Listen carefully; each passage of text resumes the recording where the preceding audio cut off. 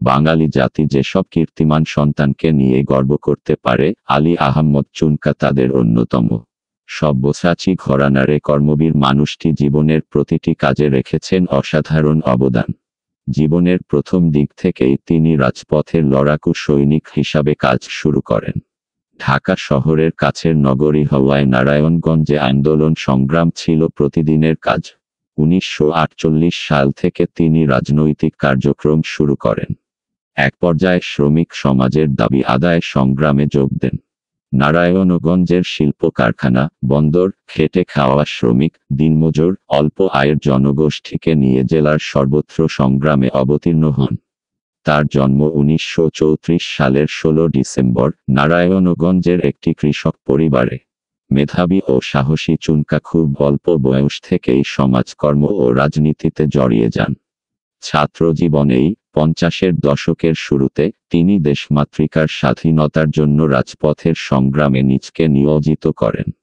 কর্মগুণে খুব সহজেই তিনি নিজ এলাকার সর্বস্তরের মানুষের কাছে প্রিয়জন হিসাবে পরিচিতি লাভ করেন। নারায়ণগঞ্জে বাংলাদেশ আওয়ামী লীগের একজন সাহসী কর্মী হিসাবে তার রাজনীতিতে আগমন। ছোটবেলা থেকেই নিজ এলাকায় অসহায়, গরিব, দুঃখী মানুষের জন্য কাজ করে ভালোবাসা অর্জন করেন। রাজনীতিতে আত্মনিয়োগ করার পর নিজ শহর ও জেলার জনগণ তাকে অন্তরে ঠাঁই দিয়ে আন্তরিকভাবে মূল্যায়ন করেছেন। রাজনীতির পাশাপাশি তিনি সামাজিক জীবনে বিভিন্ন গুরুত্বপূর্ণ কাজে ব্যস্ত সময় অতিবাহিত করেন ছাত্র জীবন থেকেই। 1954 সালে নারায়ণগঞ্জ শহর ও আশপাশ এলাকায় প্রচণ্ড মহামারী দেখা দেয়। বসন্ত রোগে জনজীবন দুর্বিষহ হয়ে পড়ে। চুনকা তার সহকর্মীদের নিয়ে মানুষের পাশে দাঁড়ান। 1963 সালের সাম্প্রদায়িক দাঙ্গা বন্ধ করতে তিনি তার কর্মীদের নিয়ে রাতদিন পরিশ্রম করেন। 1969 সালে ড্যামরায় ভয়াবহ টর্নেডোর পর, 1970 সালে হাতিয়া সন্দ্বীপের জলোচ্ছ্বাসের পর এবং 1974 সালের দুর্ভিক্ষের সময় তিনি দলের নেতাকর্মীদের নিয়ে বিপুলভাবে কাজ করে দেশের মানুষের, নিজ দলের নেতাকর্মী ও বঙ্গবন্ধুর প্রশংসায় সিক্ত হন। 1971 সালে মহান মুক্তিযুদ্ধে তিনি এলাকার যুবক, তরুণদের নিয়ে এবং দলীয় নেতাকর্মীদের সহযোগে মুক্তিবাহিনী গঠন করেন। তার নেতৃত্বে শহরের থানার অস্ত্রাগার লুট হয় এবং এসব অস্ত্র 25 মার্চ থেকে পাক বাহিনীকে প্রতিরোধের কাজে ব্যবহার করা হয়। যুদ্ধের সময় তিনি আত্মগোপনে থেকে মুক্তিযোদ্ধাদের নিয়ে নারায়ণগঞ্জের বিভিন্ন এলাকায় কাজ করেন। স্বাধীনতার পরপর নারায়ণগঞ্জে বিভিন্ন অরাজকতা বন্ধে তিনি বিশেষভাবে কাজ করেন। 16 ডিসেম্বর দেশ স্বাধীন হলে নারায়ণগঞ্জ শহরের বিভিন্ন এলাকায় শান্তি ফিরিয়ে আনতে দলীয় নেতাকর্মীদের নিয়ে কাজ করেন। 1948 সাল থেকে বঙ্গবন্ধুর আহ্বানে বিভিন্ন রাজনৈতিক কর্মসূচি নারায়ণগঞ্জে সফল করার কাজে তিনি মাঠের কর্মী হিসাবে আত্মনিয়োগ করেন। 1952 সালের ভাষা আন্দোলন, 1954 সালের যুক্তফ্রন্টের নির্বাচন, 1966 সালের 6 দফা আন্দোলন, 1969 সালের গণ-অভ্যুত্থানের আন্দোলনে অংশ নেন। 1962 সালে 26 বছর বয়সী আলী আহমদ চুনকা এলাকায় বিডি মেম্বার নির্বাচিত হন।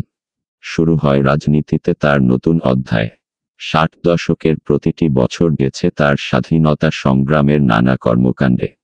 ঢাকার লাগোয়া শহর নারায়ণগঞ্জে দলের কেন্দ্রীয় সব কর্মসূচি সফল করার কাজে রাতদিন মাঠের আন্দোলনে ছিলেন সরব। তার নেতৃত্বে দলের নেতাকর্মীরা সামাজিক জীবনে শান্তি শৃঙ্খলা ফিরিয়ে আনতে ব্যাপক কর্মসূচি বাস্তবায়ন করেন। স্বাধীনতার পর 1973 ও 1978 সালে দুবার তিনি নারায়ণগঞ্জ পৌরসভার চেয়ারম্যান নির্বাচিত হন। চেয়ারম্যান নির্বাচিত হওয়ার পর তিনি পৌরসভায় বিপুল উন্নয়নমূলক কাজ করেন। জনপ্রতিনিধি হিসাবে দেশের উন্নয়নে ব্যাপকভাবে আত্মনিয়োগ করেন। চুনকা ছিলেন গণমানুষের নেতা। দৈনন্দিন উন্নয়নমূলক কাজ সম্পাদন করে তিনি তার প্রমাণ করেছেন।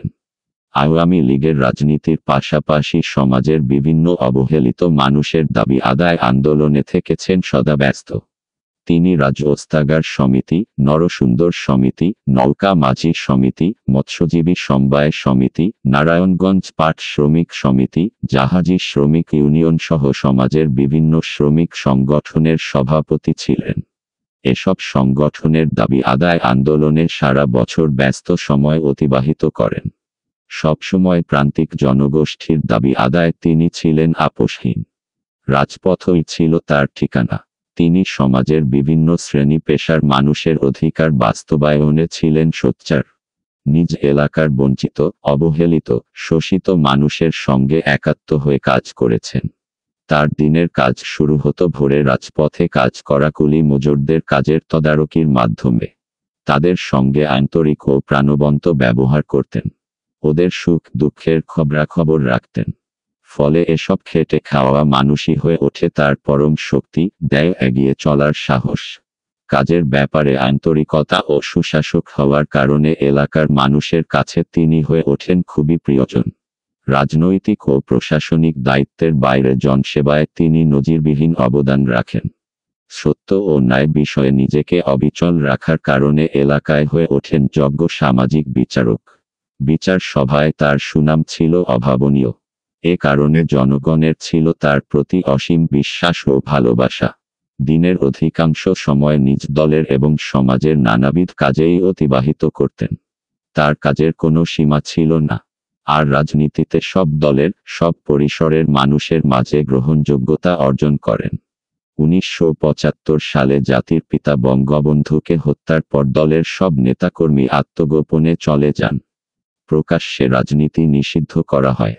কিন্তু আলী আহমেদ চুনকা আত্মগোপন করেননি।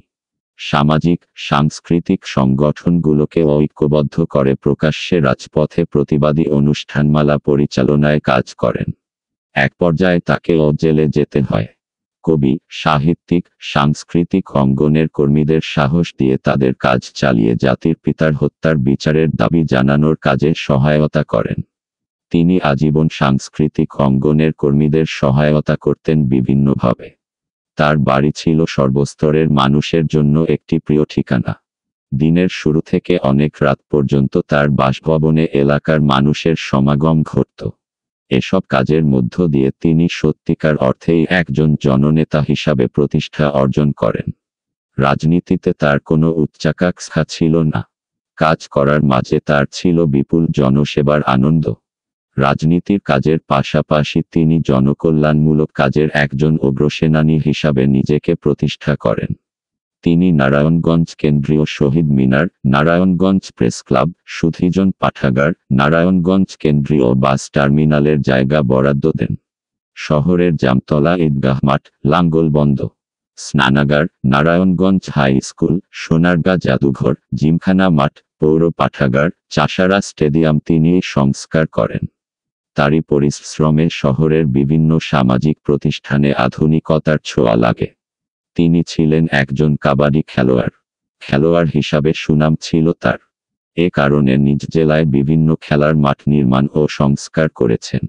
অসাম্প্রদায়িক চেতনার ব্যক্তিত্ব আলী আহমেদ চুনকা। সব ধর্ম, বর্ণ, সম্প্রদায় ও গোষ্ঠীর মানুষের কাছে তিনি ছিলেন সমান জনপ্রিয়। মানবতাই ছিল তার কাজ ও ধর্ম। তার মাঝে ছিল না কোনো অহংকার, ছিল না কোনো চাওয়া। কাজের মধ্য দিয়ে সর্বস্তরের মানুষের অন্তরে তিনি নিজেকে প্রতিষ্ঠা করে গেছেন। এ কারণেই জীবিত চুনকার চেয়ে প্রাত চুনকা অনেক বেশি গৌরবের আসনে সিক্ত হয়ে আছেন। 1984 সালের 25 ফেব্রুয়ারি তিনি পরলোক গমন করেন। তার মৃত্যুতে সারা দেশে শোকের ছায়া নেমে আসে। তার কন্যা নারায়ণগঞ্জ সিটি কর্পোরেশনের মেয়র ডা. সেলিনা হায়াত আইভি পিতাকে নিয়ে "বাবা, তুমি আমার অহংকার" শীর্ষক লেখাটিতে বলেছেন, বাবার একটি বৈশিষ্ট্য ছিল, তিনি চলমান যে কোনো ঘটনাকে নিজস্ব দৃষ্টিভঙ্গিতে আলাদাভাবে চিন্তা করতেন এবং সেই বিশ্বাস নিয়ে এগিয়ে গেছেন। পৌরসভার প্রথম 5 বছরের সাফল্য তাকে দ্বিতীয় দফায় 1978 সালে আবার বিজয়ী করল। তিনি রাজনীতিতে একজন সফল ব্যক্তিত্ব হিসাবে পরিচিত হয়ে উঠলেন।